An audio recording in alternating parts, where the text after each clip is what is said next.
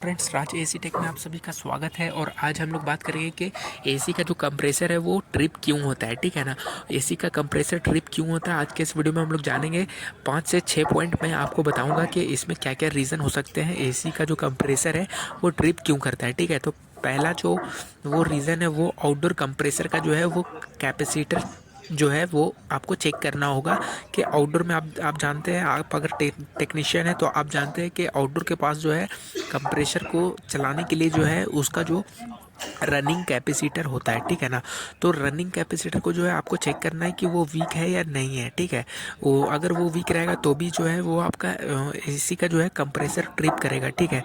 और एसी का जो कंप्रेसर ट्रिप इसलिए भी करता है कि इस एक ही स्टेप में मैं बता दे रहा हूँ कि इसका जो है फ़ैन का भी आपको कैपेसिटर चेक करना है कि फ़ैन का कैपेसिटर जो है वो वीक है या नहीं है। ठीक है, क्योंकि आप आउटडोर में भी देखेंगे तो उसका जो आउटडोर का फ़ैन है वो हल्का स्लो चलेगा। ठीक है, स्लो चलने से क्या होगा ना, वो कंडेंसेशन जो होता है वो सही तरीके से नहीं हो पाता है और एसी का जो कंप्रेसर है वो ट्रिप कर जाता है। ठीक है, अब हम लोग बढ़ते हैं नेक्स्ट स्टेप की ओर। ठीक है, दूसरा जो ऑप्शन है वो जो है वोल्टेज अगर लो होता है एसी में, जो अगर वोल्टेज अगर कम हम लोगों को मिलेगा तो भी एसी का जो कंप्रेसर है वो ट्रिप करेगा। ठीक है, क्योंकि एसी का जो कंप्रेसर है वो उसको चलाने के लिए जो है वो 220 का जो वोल्टेज होना चाहिए। ठीक है, लेकिन गर्मियों के दिनों में क्या होता है ना कि एसी का जो कंप्रेसर है उसमें जो है करंट जो आता है वो ड्रॉप करने लगता है कभी कभी। ठीक है,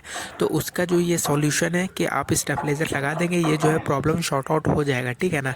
अगर वोल्टेज अप डाउन होता है तो आप क्लाइमीटर से चेक करेंगे, आपको पता चल जाएगा कि वोल्टेज जो है वो अप डाउन हो रहा है या नहीं हो रहा है। ठीक है, अगर हो रहा है तो आप स्टेबलाइज़र लगाएंगे, वी गार्ड का भी स्टेबलाइज़र बढ़िया होता है, तो वी गार्ड का स्टेबलाइज़र लगाएंगे, ये प्रॉब्लम जो है वो शॉर्ट आउट हो जाएगा। ठीक है, अब हम लोग चलेंगे तीसरा स्टेप। ठीक है, तीसरा स्टेप जो है वो आपको ये चेक करना है कि कंप्रेसर का जो है वो ऑयल जो है वो कम तो नहीं हो गया है। ठीक है, क्योंकि कंप्रेसर का ऑयल भी अगर कम रहेगा तो भी आपका जो कंप्रेसर है वो जो ट्रिप करेगा। ठीक है, ट्रिप हो जाएगा, क्योंकि वाइंडिंग एसी का जो कंप्रेसर है वो नीचे में, कंप्रेसर के अंदर में जो तेल होता है वो आपका वाइंडिंग के नीचे या उसके आसपास होता है। ठीक है, जिससे कंप्रेसर जो है थोड़ा ठंडा रहता है। ठीक है, अगर कभी कभी क्या होता है ना कि एक एसी को जो है हम लोग 2 से 3 बार इधर उधर खोल कर लगा देते हैं, डिसमेंटल करते हैं, इंस्टॉलेशन करते हैं, उस बीच में आप अगर पाइप को जो खोलते हैं तो उस समय आप देख सकते, आपको दिखता होगा कि उसमें जो है कम पाइप से जो है ये निकलता है, ऑयल निकलता है। ठीक है, तो कभी कभी क्या होता है ना कि एसी का जो ऑयल है ना वो आपको पता है कि गैस के साथ ऑयल भी साथ में रन करता है। ठीक है, तो ऑयल कभी कभी क्या होता है कि इंडोर और आउटडोर में अलग अलग हो जाता है, कभी इंडोर में हो जाता है,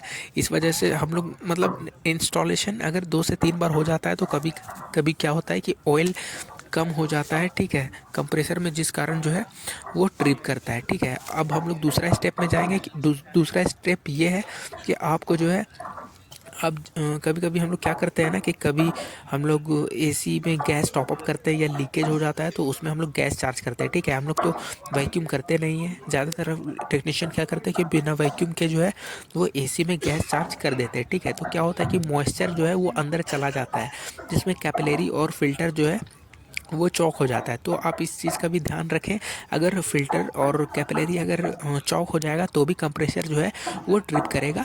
आप गैस चार्ज करने से पहले जो है कैपिलरी और फिल्टर को चेक कर लें, अगर नहीं होगा तो ज़्यादा आपको क्या करना है, उसे जो है आप चेंज कर देंगे, ये प्रॉब्लम जो है सॉल्व हो जाएगा। ठीक है, सेकंड स्टेप क्या है कि आपको क्या चेक करना है कि आपका जो है अगर एसी ट्रिप कर रहा है तो आपको ये चेक करना है कि एसी जिस रूम में लगा हुआ है वहाँ पे सन यानी कि सनलाइट आ रहा है या नहीं आ रहा है। कभी कभी क्या होता है कि एसी, जो रूम में एसी लगा हुआ होता है तो वो रूम में जो ग्लास का कवरिंग किया हुआ होता है या धूप जो है वो कम से कम 5 से 6 घंटा उस रूम में ज़्यादातर धूप ही होता है। ठीक है, तो उसमें क्या होता है कि टेम्परेचर जो है, रूम का जो टेम्परेचर है वो बढ़ा हुआ होता है। ठीक है, तो उस वजह से जो है क्या होता है कि एसी का जो कंप्रेसर है उसका जो है कंप्रेसर ट्रिप करता है। इसलिए ट्रिप करता है फ्रेंड्स क्योंकि उसका जो टेम्परेचर है वो बढ़ा हुआ रहता है और वो माइनस में नहीं होता है, मतलब कि रूम टेम्परेचर जो है मैच नहीं करता है एसी का टेम्परेचर से।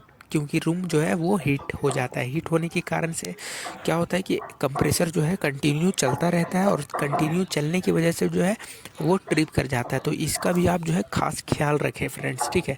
और नेक्स्ट जो है आपका जो है ये प्रॉब्लम देखने को मिलेगा आपको। सबसे पहले तो आपको यही चेक करना है कि एसी जो है वो सर्विस तो नहीं मांग रहा है, क्योंकि कभी कभी एसी जो है सर्विसिंग करना होता है, क्योंकि सर्विस अगर हम नहीं करते तो क्या होता है चॉक हो जाता है। इंडोर का जो एवापोरेटर है वो चॉक रहता है और आउटडोर का जो है कंडेंसर जो है वो पूरा जाम हो जाता है, ठीक है। जिस कारण जो है कंडेंसेशन जो है वो सही तरीके से नहीं हो पाता है और एसी जो है वो ट्रिप करता है, ठीक है। तो आप सर्विस भी अच्छे तरीके से कर देंगे, ये प्रॉब्लम जो है शॉर्ट आउट हो जाएगा, ठीक है फ्रेंड्स। अगर फ्रेंड्स वीडियो अच्छा लगे तो मेरे चैनल को लाइक शेयर और सब्सक्राइब करें, ठीक है। इतनी मेहनत जो मैं कर रहा हूँ वो आपके लिए ही कर रहा हूँ, ठीक है।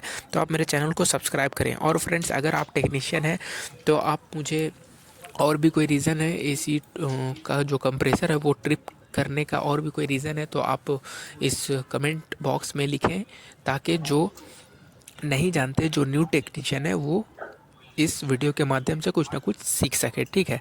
तो फ्रेंड्स वीडियो अच्छा लगे तो मेरे चैनल को सब्सक्राइब करें और ज़्यादा से ज़्यादा शेयर करें। Thanks for watch my video.